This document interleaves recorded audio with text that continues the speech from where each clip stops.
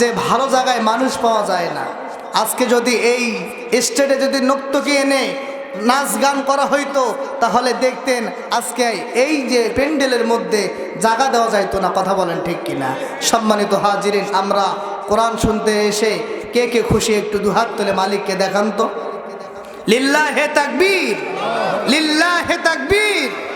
সম্মানিত হাজিরিন, আল্লাহ পাক আমরা যেই পবিত্র কোরআন সামনে নিয়ে আমরা আলোচনা করব, আল্লাহ পাক বলেন, বান্দা আমি পবিত্র কোরআন নাজিল করেছি, এই কিতাবটাকে দামি উম্মত, দামি নবীকে আমি আল্লাহ রব্বুল আলামিন দান করেছি। সুবহানাল্লাহ পড়েন। আমরা দামি, আমরা কি বলেন তো? আমরা দামি, আমাদের নবীও দামি। আমাদের নবী হলেন শ্রেষ্ঠ নবী, ইমামুল মুরসালিন, সাইয়্যিদুল মুরসালিন, রহমাতুল লিল আলামিন। আমাদের নবীকে আল্লাহ পাক সব দিক থেকে হাইলাইট করে দামি বানিয়েছেন। সুবহানাল্লাহ পড়েন।